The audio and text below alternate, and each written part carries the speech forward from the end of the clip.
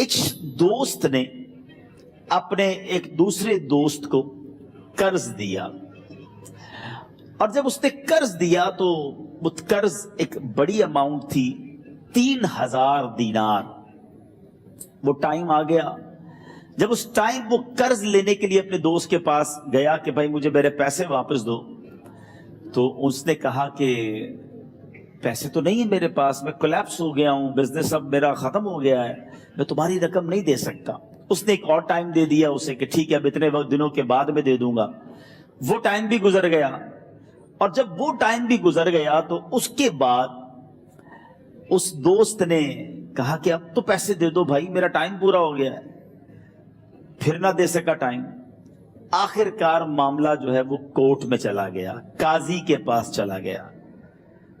اب قاضی نے جس کو پیسے دینے تھے اس کو بلایا اور کہا کہ بھائی آپ کو اس کے پیسے دینے ہیں؟ کہتا ہے ہاں پیسے تو دینے ہیں۔ تو کہا پھر دیتے کیوں نہیں ہو؟ کہا پیسے ہیں ہی نہیں، کاروبار ہی ختم ہو گیا ہے، قرضہ تو لیا تھا، اب میرے پاس بچا ہی کچھ نہیں ہے۔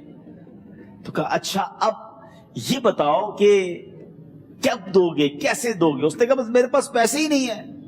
تو کہا اب تمہارے پاس 30 دن کا ٹائم ہے، 30 ڈیز میں یا تو اس کے پیسے لوٹا دو یا 30 دن کے بعد تمہیں قید کر دیا جائے گا۔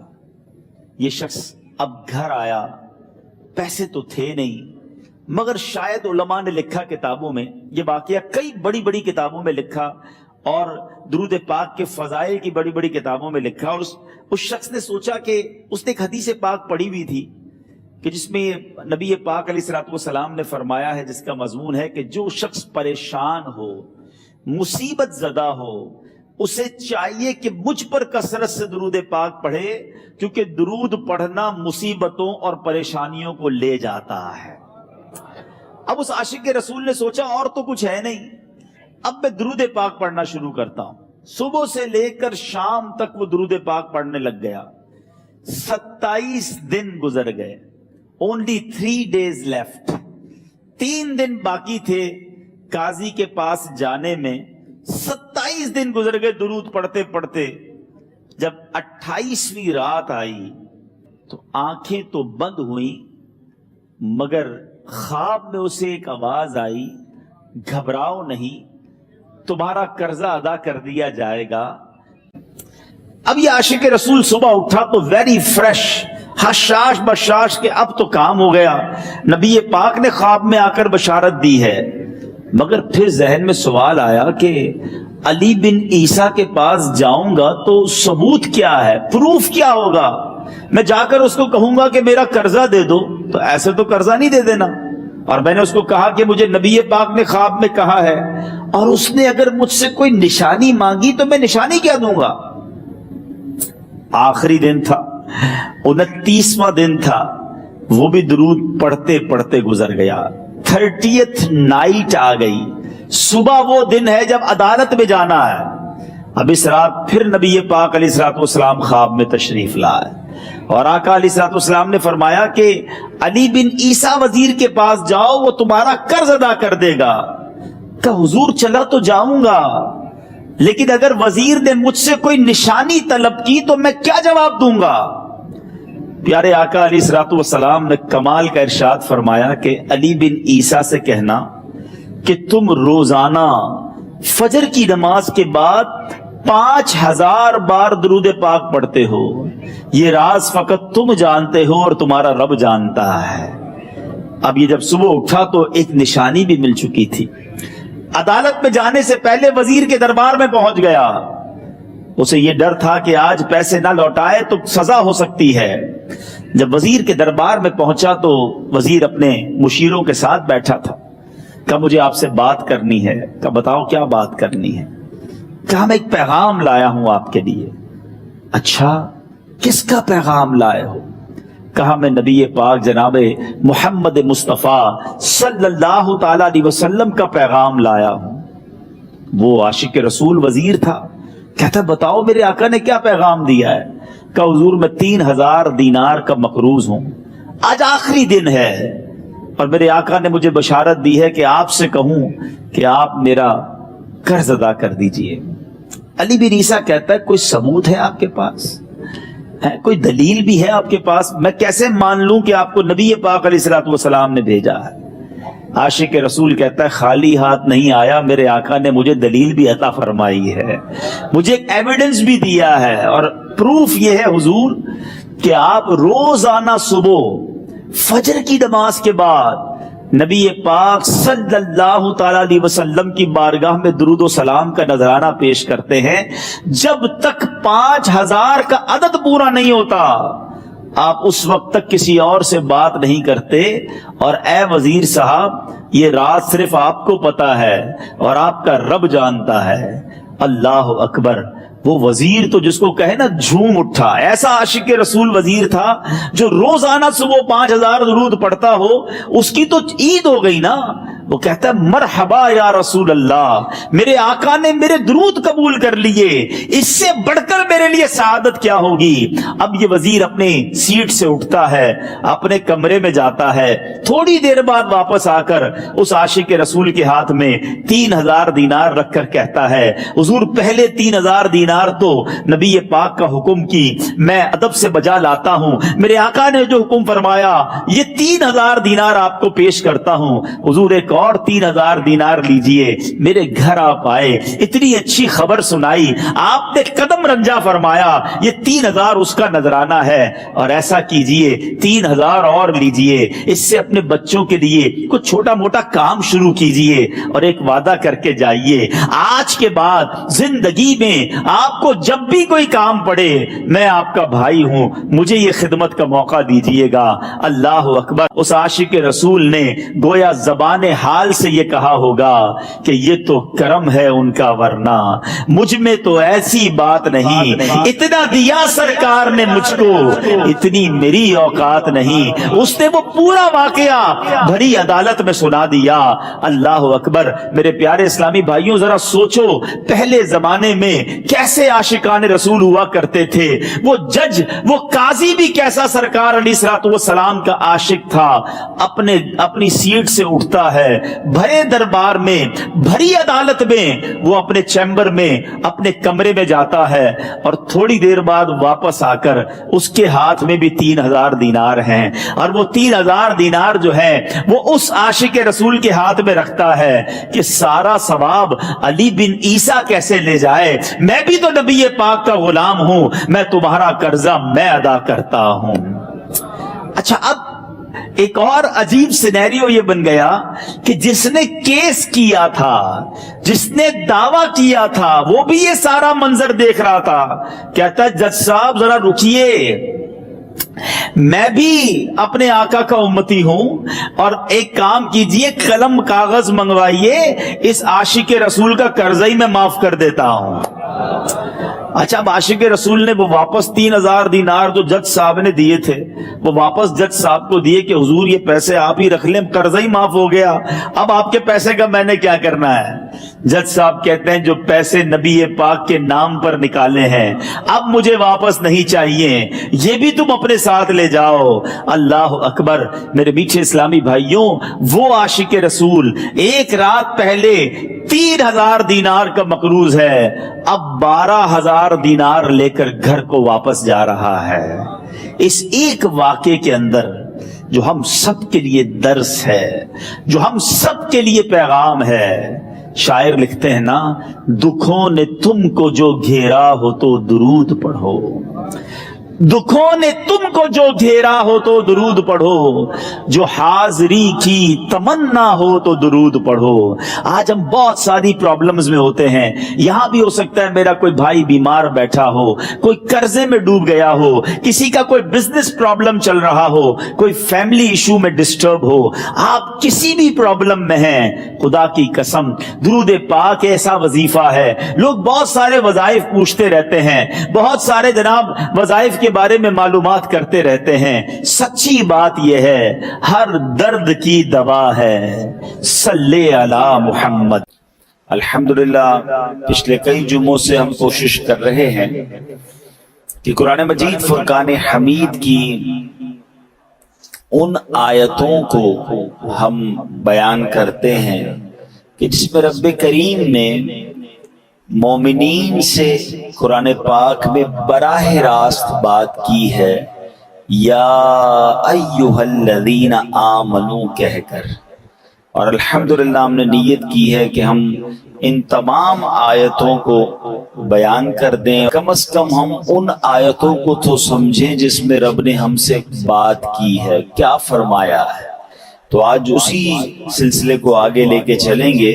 آج بھی بڑی کمال کی آیت ہے، پارہ 3 ہے، سورہ بقرہ ہے، اور آیت نمبر 264 ہے۔ رب کریم قرآن مجید میں ارشاد فرماتا ہے، بسم اللہ الرحمن الرحیم، یا ایھا الذین آمنوا لا تبطلوا صدقاتکم بالمن والأذی کالذی ينفق مالہ رئاء الناس ولا یؤمن باللہ والیوم الآخر فمثلہ کمثل صفوان علیہ تراب فأصابہ وابل فترکہ صلدا لا يقدرون على شيء مما كسبوا واللہ لا يهدي القوم الكافرین۔ اس آیت کا ترجمہ، آسان ترجمہ قرآن کنز العرفان، اے ایمان والو، احسان جتا کر اور تکلیف پہنچا کر اپنے صدقے برباد نہ کر دو اس شخص کی طرح۔ اب قرآن نے اس کو اور کہتے ہیں نا مثال کے ذریعے سمجھایا کہ احسان جتا کر اور تکلیف پہنچا کر اپنے صدقے باطل نہ کر دو اس شخص کی طرح جو اپنا مال لوگوں کے دکھلاوے کے لیے خرچ کرتا ہے اور اللہ اور قیامت پر ایمان نہیں لاتا، تو اس کی مثال ایسی ہے جیسے ایک چکنا پتھر ہو جس پر بٹی ہے، تو اس پر زوردار بارش پڑی جس نے اسے صاف پتھر کر چھوڑا۔ ایسے لوگ اپنے کمائے ہوئے اعمال سے کسی چیز پر قدرت نہ پائیں گے اور اللہ کافروں کو ہدایت نہیں دیتا۔ یعنی ایک آیت، آپ یقین کریں صرف اس ایک آیت کو میں اور آپ سمجھ جائیں اور اس پر صحیح طریقے سے عمل کر لیں، زندگی آسان ہو جائے گی، ہمارے بہت سارے بڑے بڑے پرابلمز حل ہو جائیں گے۔ اب ذرا سمجھیے اس میں کیا سمجھایا گیا ہے۔ یہ صرف صدقہ و خیرات کے بارے میں تو بات کی گئی ہے، مگر آگے جو بات کی گئی اس نے ہمیں سمجھنے سارے اعمال میں اخلاص کتنا ضروری ہے، اللہ کی رضا کتنی ضروری ہے، یہ اللہ نے قرآن میں ہمیں سمجھا دیا۔ اب ذرا اس کو میں تھوڑا سا مزید اس کی تفسیر سمجھتے ہیں۔ ارشاد فرمایا، اس کا جو توضیحی معنی وہ کیا ہے کہ اے ایمان والو، جس پر خرچ کرو اس پر احسان جتلا کر اور اسے تکلیف پہنچا کر اپنے صدقے برباد نہ کرو، کیونکہ جس طرح منافق آدمی لوگوں کو دکھانے کے لیے اور اپنی واہ واہ کروانے کے لیے مال خرچ کرتا ہے لیکن اس کا ثواب برباد ہو جاتا ہے، اسی طرح فقیر پر احسان جتلانے والے، اسے تکلیف دینے والے کا ثواب بھی ضائع ہو جاتا ہے۔ اس کی مثال یوں سمجھیے، اب قرآن نے خود مثال دی نا، جیسے ایک چکنا پتھر ہو، اس پر مٹی پڑی ہوئی ہو، آپ نے بھی دیکھا ہوگا پہاڑ اگر کوئی ایسا چکنا سا پتھر اس میں مٹی پڑی ہوئی ہو تو اگر اس پر زوردار بارش ہو تو ساری مٹی غائب ہو جاتی ہے اور پتھر بالکل صاف ہو جاتا ہے۔ تو یہی حال منافق کے عمل کا ہے کہ دیکھنے والوں کو معلوم ہوتا ہے کہ یہ عمل بہت اچھا عمل ہے، لیکن روز قیامت وہ تمام عمل باطل ہو جائیں گے کیونکہ وہ رضائے الہی کے لیے نہ تھے۔ یہ یوں کہہ لیں کہ منافق کا دل گویا پتھر کی چٹان ہے، اس کی عبادتیں خصوصاً صدقات اور ریا کی خیراتیں گویا گرد و غبار ہیں جو چٹان پر پڑ گئیں۔ اب اس پہ بٹی تو نظر آ رہی ہے مگر اس میں بیج کاشت نہیں ہو سکتا کیونکہ نیچے تو چٹان ہے نا، غبار کے اندر بیج نہیں لگتے۔ دور سے لگ رہا ہوتا ہے کہ یار اس پہاڑ پر مٹی ہے تو یہاں بھی بیج ڈالیں گے تو کاشت ہو جائے گی۔ فرمائے نہیں، یہ گرد و غبار ہیں۔ اللہ تعالیٰ کا ان سب کو رد فرما دینا گویا وہ پانی ہے جو سب مٹی بہا کر لے گیا اور پتھر کو ویسا ہی کر دیا۔ اس سے معلوم ہوتا ہے اگر صدقہ ظاہر کرنے سے فقیر کی بدنامی ہوتی ہو تو صدقہ چھپا کر دینا چاہیے کہ کسی کو خبر نہ ہو۔ لہذا اگر کسی سفید پوش یا معزز آدمی یا عالم یا شیخ کو کچھ دیا جائے تو چھپا کر دینا چاہیے۔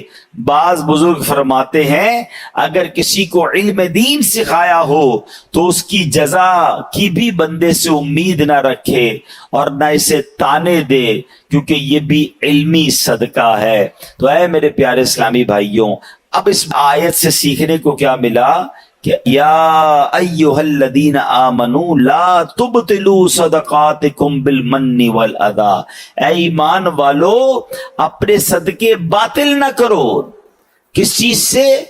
احسان جتا کر اور تکلیف پہنچا کر۔ پہلے اس کو سمجھتے ہیں پھر اگلی بات کو سمجھتے ہیں۔ اب یہاں ہمارے یہاں حال کیا ہے؟ کسی کی مدد کی بڑی اچھی بات ہے۔ پہلے میں نے آپ کو پچھلے بیانات میں بھی ایک بات بتائی تھی، مردود شیطان کے واروں کو جب تک میں اور آپ سمجھیں گے نہیں نا، جب تک دشمن کا اٹیک آپ نہیں سمجھیں گے آپ ڈیفینڈ نہیں کر سکتے۔ دنیا کا دستور ہے کہ دشمن کے بارے میں معلومات لی جاتی ہے۔ مثال کے طور پہ اگر دو ملکوں کی لڑائی ہے تو یہ معلوم کیا جاتا ہے کہ ان کے پاس کون سے ہتھیار ہیں۔ جب ان کے پاس وہ ہتھیار ہیں تو ہمارے پاس بھی وہ ہونے چاہیے، یا کم از کم ڈیفینس سسٹم ہونا چاہیے۔ اس کے پاس ہوائی جہاز ہیں تو ایئر فورس کا مقابلہ کرتی ہے، نیوی کا مقابلہ کرتی ہے۔ اب قرآن بار بار کہہ رہا ہے اِنَّهُ لَكُمْ عَدُوٌّ مُبِينٌ، شیطان تمہارا کھلا دشمن ہے، یعنی دشمن قرآن ڈکلیئر کر رہا ہے۔ اللہ کا بھی دشمن ہے، ہمارا بھی دشمن ہے۔ مگر ہم میں سے ایسے کتنے ہیں جو کبھی کسی عالم دین کے پاس گئے ہوں، کسی مفتی صاحب کے پاس گئے ہوں کہ حضرت میرا سب سے بڑا دشمن شیطان ہے، ذرا اس کے وار تو بتا دیں، اس کے ویپنز تو بتائیں، اس کے اٹیکس تو بتائیں۔ nobody care، کسی کو فکر ہی نہیں ہے۔ اور اس وجہ سے ہم شیطان کے واروں میں آ جاتے ہیں۔ پہلے سمجھیے وہ اتنا خطرناک دشمن ہے، وہ ہمیں دیکھ سکتا ہے، ہم اسے نہیں دیکھ سکتے۔ ہمیں نیند آتی ہے، وہ سوتا نہیں ہے۔ ہم تھکتے ہیں، وہ تھکتا نہیں ہے، ٹھیک ہے؟ اور اس کے بڑے خطرناک وار ہیں اور ہم بڑے مزے سے سوتے ہیں، ہمیں کوئی فکر ہی نہیں ہوتی۔ ٹرائی ٹو انڈرسٹینڈ، چونکہ وہ مردود ہوا ہے نا اللہ کی بارگاہ سے، وہ بھی تو پہلے سے مردود تو نہیں تھا، وہ تو جنت کا خزانچی تھا، فرشتوں کا استاد تھا۔ اب اس کی ڈیزائر یہ ہے، وہ یہ چاہتا ہے کہ اگر میں نے جہنم میں جانا ہے تو میں نے باقی مسلمانوں کو بھی لے کے جانا ہے، تو وہ اپنے وار کر رہا ہوتا ہے۔ اب ذرا اس کے میں آپ کو کیٹیگری بتاتا ہوں کہ وہ مردود کتنا ہے، کتنا شاطر ہے، کتنا مکار ہے، اور وہ چاہتا کیا ہے۔ سب سے پہلے شیطان یہ چاہتا ہے کہ میں کسی طرح مسلمان سے کوئی بڑے بڑے کبیرہ گناہ کرواؤں، شراب پلوا دوں، بدکاری کروا دوں، قتل کروا دوں، کوئی بہت بڑا اس سے گناہ کرواؤں۔ اب جب وہ شیطان دیکھتا ہے نا کہ یار یہ بندہ قتل تو نہیں کرے گا، یہ شراب تو نہیں پیے گا، تو نمازی آدمی ہے، اب وہ کیا کرے گا؟ جب اس نے دیکھا کہ بڑے بڑے گناہ نہیں کر رہا تو پھر میں اس کی کسی طرح عبادتیں چھڑوا دوں، اس کو نماز چھڑوا دوں، اس کو روزہ چھڑوا دوں۔ اب شیطان دیکھتا ہے نہیں، نماز بھی نہیں چھوڑ رہا ہے، نمازیں بھی پڑھ رہا ہے، روزے بھی رکھ رہا ہے، یہ مایوس نہیں ہوتا۔ پھر کیا کرے گا؟ چلو کم از کم اس کی جماعت چھوڑوا دوں، فرض پڑھ رہا ہے نا، جماعت سے نہ پڑھے تاکہ اس کا ثواب کم ہو جائے۔ وہ حضرت امیر معاویہ والا واقعہ یاد ہوگا، آپ میں سے کسی نے سنا ہو کہ ایک بار حضرت امیر معاویہ رضی اللہ عنہ فجر کا وقت تھا، آرام کر رہے تھے، آپ کو آواز آئی کہ حضرت اٹھ جائیے، تو آپ بیدار ہوئے تو آپ نے دیکھا رائٹ لیفٹ کوئی بندہ ہی نظر نہیں آ رہا۔ بلکہ میں آپ کو اس سے خطرناک بات بتا رہا ہوں، یہ جو ریاکاری ہے نا، انگریزی میں کہتے ہیں اس کو آسٹنٹیشن، دکھلاوا، یہ اتنی بری بیماری ہے جو صرف صدقہ یا آپ کی نیکی ضائع نہیں کرتا بلکہ اس نیکی کو گناہ بنا دیتا ہے، اللہ کی ناراضی بنا دیتا ہے۔ چلیں بھائی اللہ نہ کرے کوئی نیکی کی اور ضائع ہو گئی، نقصان ہے، مگر وہی نیکی گناہ بن جائے میں تو مارا گیا نا, کتنا بڑا لاس ہو گیا. ٹرائی ٹو انڈرسٹینڈ, یہ سمجھنا ہوگا مجھے اور آپ کو کہ ریاکاری ہے کیا. تو ریاکاری کیا ہے؟ حدیث پاک میں آتا ہے, نبی پاک علیہ الصلوۃ والسلام نے فرمایا, مجھے تم پر سب سے زیادہ شرک اصغر, چھوٹا شرک, وہ کیا ہے؟ ریا, یعنی دکھاوے کا ڈر ہے. اللہ تعالیٰ قیامت کے دن کچھ لوگوں کو ان کے اعمال کی جزا کے وقت فرمائے گا, ان لوگوں کے پاس جاؤ جن کے لیے تم دنیا میں دکھاوا کرتے تھے, اور دیکھو کیا تم ان سے کیا جزا پاتے ہو. یعنی اللہ فرمائے گا میرے پاس تمہارے لیے کوئی جزا نہیں, ان سے جزا لو جن کے لیے نیکیاں کی تھی. اب کیا ہو رہا ہے؟ نماز پڑھی سب کو بتانا ہے, روزے رکھے سب کو بتانا ہے, قرآن پڑھا سب کو بتانا ہے, حج پہ گئے سب کو بتانا ہے. وہ نیکیاں جو نارملی انسان اکیلے میں کرتا ہے, مگر وہ بھی بتانی ہے. وہ پہلے سنتے تھے نا, نیکی کر دریا میں ڈال, اب نیکی کر فیس بک پہ ڈال, نیکی کر سوشل میڈیا پہ ڈال. ابھی پچھلے دنوں سیلاب آیا تھا تو کووڈ کے معاملات آئے تھے, کئی لوگ ماشاءاللہ صدقہ خیرات دینے گئے, اچھی بات ہے, یہ بڑی نیکی ہے. مگر آپ نے تماشے بھی دیکھے ہوں گے کہ ایک ایک آٹے کے بورے پر 5 بندے کھڑے ہو کر اس غریب کے ساتھ سیلفی کھنچوا رہے ہیں. اب بتاؤ نا, اس غریب کی غربت کا اور کتنا مذاق اڑانا ہے. قرآن کہہ رہا ہے اے ایمان والو, احسان جتا کر, تکلیف پہنچا کر صدقے ضائع نہ کرنا. لیکن یہ ہو رہا ہے, میں نے یہ کیا, میں نے وہ کیا, اتنی پرانی نیکیاں لوگوں کو یاد ہیں. ویسے ایک چھوٹا سا سوال کر لیتا ہوں, اتنے سارے ماشاءاللہ نمازی بیٹھے ہیں, آپ میں سے کئی ایسے ہوں گے, بلکہ شاید سارے ہی ہم ایسے ہیں, میں بھی اس میں شامل ہوں گا, جن کو اپنی 25 سال پرانی نیکی بھی یاد ہے. 1990 میں کوئی حج پہ گیا ہوگا, اس کو وہ بھی یاد ہے. 1980 میں عمرہ کیا ہوگا تو وہ بھی یاد ہے. بچپن میں کوئی قرآن پاک ختم کیا ہوگا, وہ بھی یاد ہے. یعنی عام ہمیں تو تجربہ ہے نا, ہم تو لوگوں سے ملتے ہیں. ہمارا تو حال یہ ہے کہ ہم کبھی کسی سے ملنے جائیں نا, حضرت کیسے ہیں, طبیعت کیسی ہے, بس اللہ کا بڑا شکر ہے, اللہ نے بڑا کرم کیا ہے. میں 1995 پہ حج پہ بھی گیا تھا, تو 2000 میں بھی حج کی سعادت ملی, اور 2015 سے تو ہر سال عمرے پہ جا رہا ہوں. اللہ نے بڑا کرم کیا ہے. رجب, شعبان, رمضان کے ہم روزے بھی رکھتے ہیں, الحمدللہ تہجد کی بھی عادت ہے. حاجی صاحب کس نے آپ سے یہ سب پوچھا تھا؟ میں نے تو طبیعت پوچھی تھی آپ سے, اور آپ نے اپنی پوری زندگی کی نیکیاں جو ہیں 3-4 منٹ میں بیان کر دی.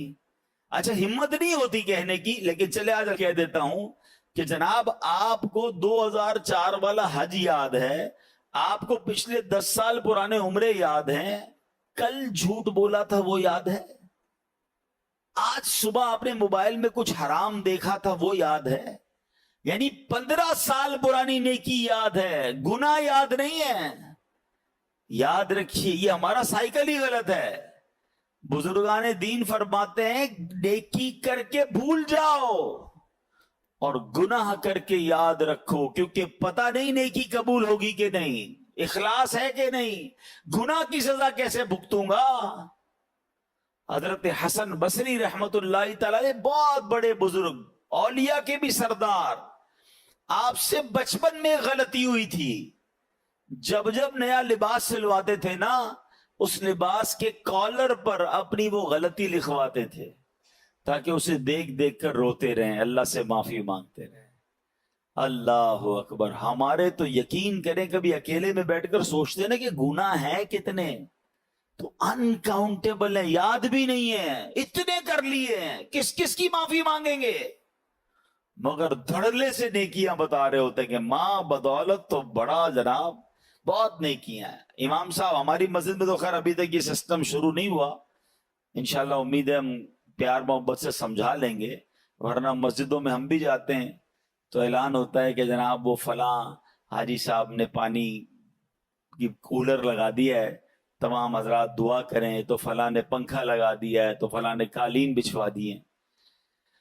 کیوں میرا دل چاہتا ہے کہ میرا نام لے کر دعا کروائی جائے, آپ سمجھے شیطان کے اس وار کو. شیطان ہمارے دل میں یہ بات ڈالتا ہے کہ میری بات پتہ چل جائے لوگوں کو, ریاکاری کروانے کی کوشش کرتا ہے, وہ چاہتا ہے اس کی نیکی ڈیلیٹ ہو جائے. آپ نے وہ حدیث سنی ہوگی کہ پیارے آقا علیہ الصلوۃ والسلام فرماتے ہیں قیامت میں سب سے پہلے, حدیث کا خلاصہ, ایک شہید کو لایا جائے گا.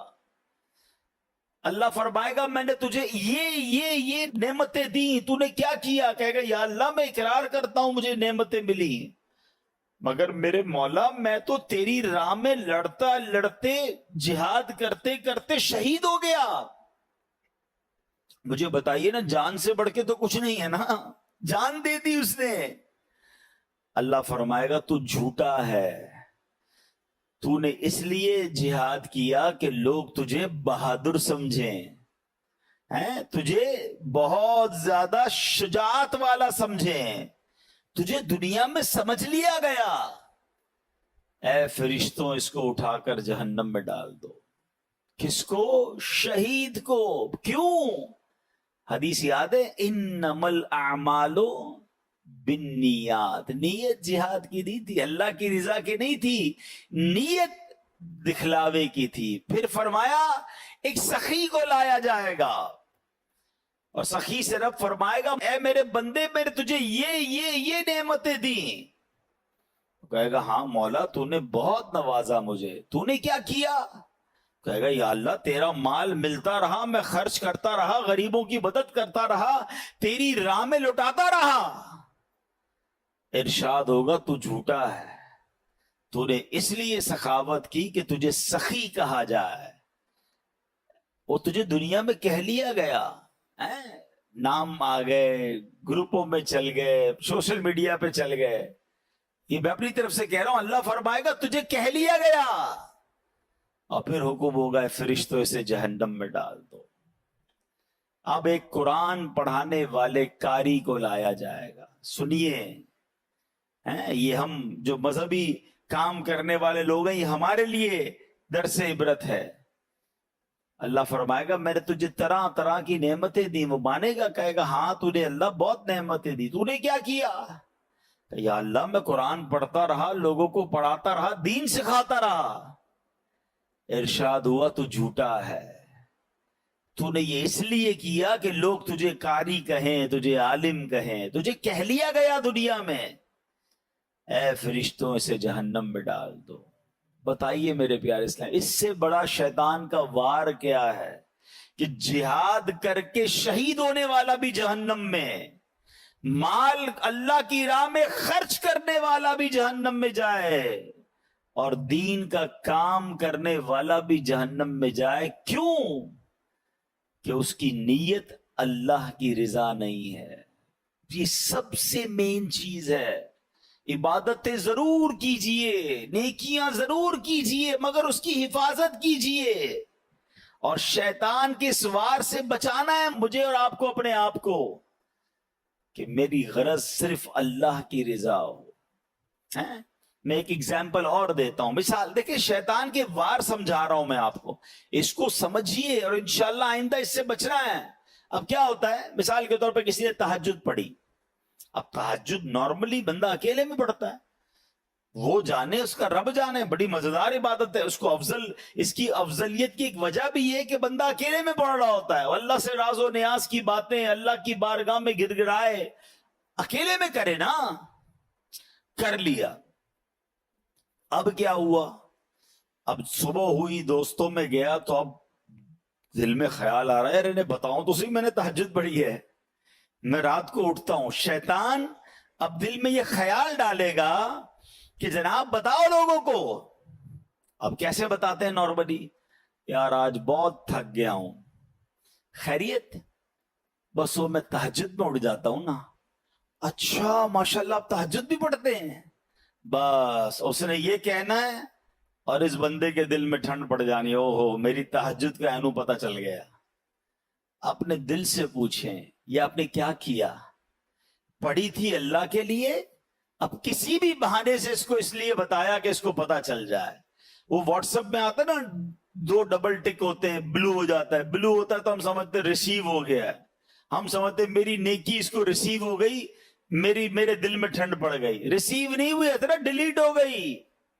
आप खुद सोचें हम क्यों करते हैं ऐसा, ये शैतान का वार समझना होगा। अच्छा मैं ये भी नहीं कहूंगा, अब ये भी शैतान का एक और वार समझ लें। हाय हाय बड़ा मरदूद है। देखिए जब तक इसके वारों को आप समझेंगे नहीं ना, अब ये मैं बयान कर रहा हूं ना कि यार ये नहीं करना चाहिए, आप में से बहुत सारों के जहनों में शैतान किसी और का ख्याल ला रहा होगा, यार ये मौलाना साहब सही कह रहे हैं, वो बंदा है ही ऐसा, वो जो नेकी करता है ना वो सोशल मीडिया पे डालता है, वो जो करता है उसका लोगों को बताता है, वो जो करता है वो ये करता है। नहीं नहीं नहीं नहीं नहीं, we have no parameter to check anybody. हमारे पास कोई पैमाना नहीं है कि हम किसी के दिल में झांक कर देखें कि ये अल्लाह के लिए कर रहा है या लोगों को दिखाने के लिए कर रहा है।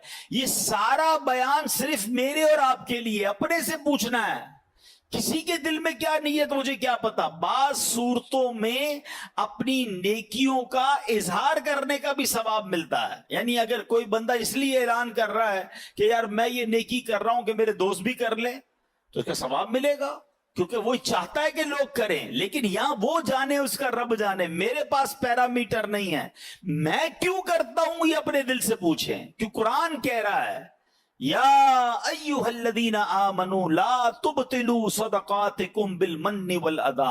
और फिर खास तौर पे सदका देकर जो एहसान जताना है ना। मैं दो छोटे छोटे वाकयात सुनाकर अपनी बात खत्म करता हूं। मुझे खुद मेरे साथ एक्सपीरियंस हुआ। पहले में चले हजरत उम्मे सलमा रदी अल्लाह ताला अन्हा और हजरत आयशा सिद्दीका, गालिबन उन्हीं का वाकया है कि वो जब अल्लाह की राह में कुछ खर्च करना होता ना, तो अपने गुलाम को पैसे देती, कहती किसी गरीब को दे आना, और देखो उस गरीब से हमारे लिए दुआ ना करवाना, और अगर कोई वो दुआ कर ले तो वो नोट करके लाना। तो मिसाल के तौर पे बाहर जाते, किसी गरीब को देते, वो गरीब कहता देने वाले की खैर हो, अल्लाह उनको नवाजे, जो भी दुआएं वो देता। वो आकर कहते अम्मी हुजूर फकीर को दिया था, उसने ये दुआएं दी हैं। तो आप हाथ उठाती, वही दुआएं उस फकीर के हक में करती और कहती दुआ का बदला दुआ हो जाए, सदके का सवाब अल्लाह से लेना है। बात समझ आई? दुआ भी नहीं चाहिए हमें किसी की, अल्लाह से सवाब चाहिए। हमारा क्या हाल है, किसी को पैसे दें, किसी की मदद करें, भाई मेरे लिए दुआ करना, हर नमाज में करना। अच्छा उम्रे पर भेज दे तो हर चक्कर में मेरे लिए दुआ करना, काबे को देखकर पहली दुआ मेरे लिए करनी है, उधर से तस्वीर भी भेजना। यार हमने अगर दे दिया तो भूल जाए ना वो। अच्छा हम ना भी कहें उसको, जो गया है उसके कदम कदम पर नेकियां मिलनी है। हम इम्पोज क्यों कर रहे हैं कि ये बंदा मुझे बार बार प्रेस करे, बार बार मेरा शुक्रिया अदा करे, बार बार मुझे सलाम करे क्योंकि मैंने इस गरीब की मदद की है। मैं अपनी जिंदगी का एक वाकया आपको सुनाता हूं। कुछ अरसा पुरानी बात है। मुझे एक इस्लामी भाई थे, वो किसी शख्सियत से मिलाने ले गए। अल्लाह ने बहुत नवाजा है, बहुत बड़ा उनका बंगला था, बड़ा सा गार्डन था। हम गार्डन में बैठे तो एक मुलाजिम चाय लेकर आया। बड़ी उम्र थी, मुझसे तो बड़ी उम्र के थे वो मुलाजिम।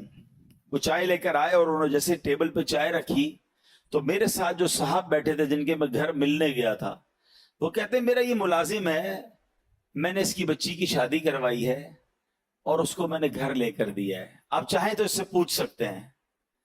आप यकीन करें मैंने उस मुलाजिम के चेहरे को देखा और मेरे दिल पर जो गुजरी ना मैं जानता हूं। मैं उस दिन से इतना अफसुर्दा हूं कि मैंने उनको क्यों नहीं समझाया। आप यकीन करें मैं सोचने लगा कि ये मुलाजिम सोचता होगा, अच्छा ये तो मेरे सामने बात की है ना जाने कितने मेहमान आए होंगे और कितने मेहमानों के सामने इस सेठ ने इस मुलाजिम के बारे में कहा होगा कि मैंने इसकी बच्ची को घर दिलाया या शादी करवाई है। वो मुलाजिम रोता नहीं होगा कि या अल्लाह काश तू मुझे ऐसा ना बनाता कि मैं हर बार जलील होता हूं अपने सेठ के आगे। क्यों करते हो ऐसा यार? यही तो कुरान ने कहा कि ऐ ईमान वालों अपने सदके बातिल न करो एहसान जताकर। मैं किस बात का एहसान जता रहा हूं?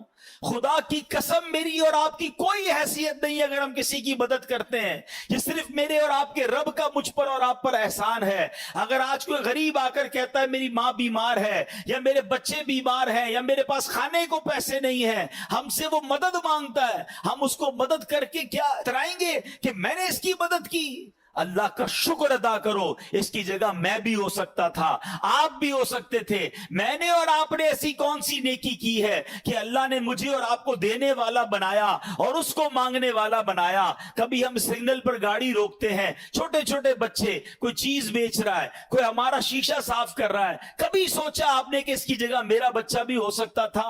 میرے بچے نے ایسا کیا کمال کیا کہ وہ اے سی والی گاڑی میں بیٹھا ہے، اور جناب یہ ملازم، یہ چھوٹا سا غریب بچہ یہ پھول بیچ رہا ہے، اس گرمی کے اندر ہماری گاڑی کا شیشہ صاف کر رہا ہے۔ ارے اس وقت تو آنکھوں میں آنسو آ جانے چاہیے کہ اے اللہ تیری مہربانی، تو نے مجھے دینے والا بنایا، مانگنے والا نہیں بنایا۔